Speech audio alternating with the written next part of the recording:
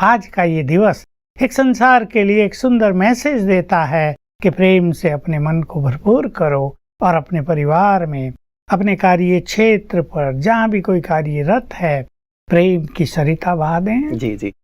हमारा प्रेम निस्वार्थ प्रेम हो, हमारे प्रेम में एक्सपेक्टेशंस न हो, तो हमारा प्रेम बहुत पवित्र हो जाएगा और सचमुच ये प्रेम जीवन जीने का सही आनंद प्रदान करेगा। दादा जी, लेकिन ये बात एक आती है कि हम सभी प्रेम की कामना तो करते हैं कि सभी मुझसे प्रेम पूर्ण व्यवहार करे, कोई भी मुझसे उल्टा सीधा बर्ताव करे या मुझसे घृणा रखे, ईर्ष्या रखे, ऐसा तो कोई भी व्यक्ति नहीं चाहता। हर एक प्रेम चाहता है।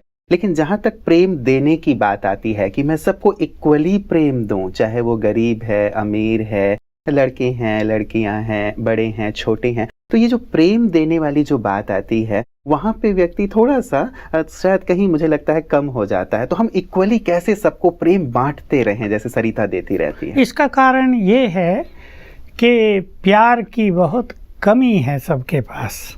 आत्मा तो मूल रूप में प्रेम स्वरूप ही है और हमारा जो परमपिता है वो प्यार का सागर है, परंतु सब एक दूसरे से ऐसी प्यासी नजरों से देखते हैं जैसे एक भूखा मनुष्य, एक प्यासा मनुष्य पानी पाने के लिए, भोजन प्राप्त करने के लिए चारों ओर प्यासी नजरों से निहारता है। हम ये भूल गए कि हमारे अंदर प्रेम भरपूर है। इस स्पिरिचुअलिटी की आज के समय में बहुत आवश्यकता है। सब स्वयं को पहचाने। देखिए, हमारे ईश्वरीय विश्वविद्यालय में, हमारे इस कैंपस में लोग आते हैं, मैं पहले से ही सुनता था, बिल्कुल फॉर द फर्स्ट टाइम मैंने कभी अब से 40 साल 42 साल पहले सुना होगा, कोई एक प्रोफेसर गुजरात से, पाटन गुजरात में एक जगह है, हमारे यहाँ आया। उसने पहले शब्द बोले, यहाँ तो प्यार से भरपूर देवी देवता रहते हैं। हमें लगा हम देवी देवता हैं क्या, और हमें ये भी लगा हम प्यार देते कैसे हैं, हमें तो पता ही नहीं। पर बाद में हमें रियलाइज हुआ क्योंकि हम प्रेम स्वरूप हैं और हम उसकी बहुत प्रैक्टिस करते हैं, तो प्यार ऑटोमेटिकली हमारे नैनों से, हमारे शब्दों से, हमारे व्यवहार से दूसरों को प्रतीत होता है। तो बस हम अपने अंदर के प्यार को जो सो गया है, कामनाओं के कारण जो कमजोर हो गया है, वासनाओं के कारण जो विकृत हो गया है, उसको पुनः जागृत करें, उसके निर्मल और पवित्र स्वरूप को जगाएं और हम प्यार के दाता बन जाएं। एक व्यक्ति हमारे सामने आता है, उसने हमें कहीं कष्ट दिया है, तो वो प्यार याद ना कि वो कष्ट उभर जाता है, अरे ये ऐसा है, इसको तो देखना भी नहीं चाहिए। तो फीलिंग ही घृणात्मक हो जाती है, वाइब्रेशन से बिल्कुल निगेटिव जाने लगते हैं। और हमें ईश्वरीय ज्ञान में ये सिखाया गया कि सब आत्माएं हैं, तुम भी प्रेम स्वरूप हो, वो भी प्रेम स्वरूप है। इस फीलिंग में रहो तो ये प्रेम जागृत हो जाएगा। तो इसकी सचमुच आज बहुत ज़रूरत है, क्योंकि आजकल घृणा, ईर्ष्या, द्वेष, बदले की भावना, क्रोध, इन सब चीज़ों का जैसे समय चल रहा है, बड़े भयावह रूप से ये हर मनुष्य के मन में छाई हुई हैं। मनुष्य का क्रोध, मनुष्य का अभिमान, एक दूसरे के प्रति कटु दृष्टि, इसने इस प्यार को समाप्त किया है। जैसा हम देख रहे हैं, इन कामनाओं ने मनुष्य के प्यार को भी निर्बल कर दिया है उसके पास, पर ये जो निगेटिविटी बीच में आ गई है, ईर्ष्या, द्वेष, घृणा, नफरत, इन्होंने उस प्यार को जैसे दबा दिया है, उसमें भी निगेटिविटी भर दी है।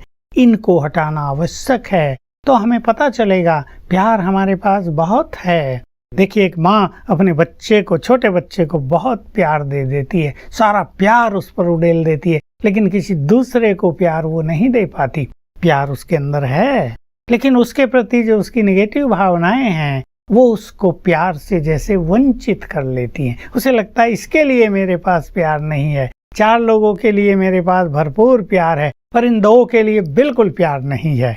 इस चीज को यदि हम समाप्त करेंगे तो हमारे अंदर का छुपा हुआ प्यार, समाया हुआ प्यार, ये बिल्कुल हमें मान लेना और जान लेना चाहिए कि आत्मा में बहुत सारा प्यार भरा हुआ है। बस उसकी अवेयरनेस में हम रहें तो वो जग जाएगा और हम प्यार के दाता बन जाएंगे, और हमारा प्यार, हमारे प्यार के वाइब्रेशंस अनेक आत्माओं को जीवन दान देंगे। हमारा प्यार अनेकों को टेंशन से मुक्त करेगा। हमारा प्यार समस्याओं में फंसी हुई, मैं कहूँगा मूर्छित आत्माओं को जीवन दान देगा। तो प्यार बहुत बड़ी चीज है। स्पिरिचुअलिटी, हमारा ईश्वरीय ज्ञान, ये राजयोग का मार्ग हमें कई चीजें सिखा देता है। क्षमा भाव, दूसरे की बातों को सीरियसली न लेना। जैसे महात्मा गांधी कहा करते थे कि प्यार वो घृणा तुम्हें अवगुणों से होनी चाहिए, अवगुणी व्यक्ति से नहीं। नफरत उन बुराइयों से हो। तो जब हम राजयोग के मार्ग पे चलते हैं तो हमें ये पता चलता है कि ये व्यक्ति तो बहुत अच्छा है, पर इसके अंदर जो क्रोध है, बुरा ये है।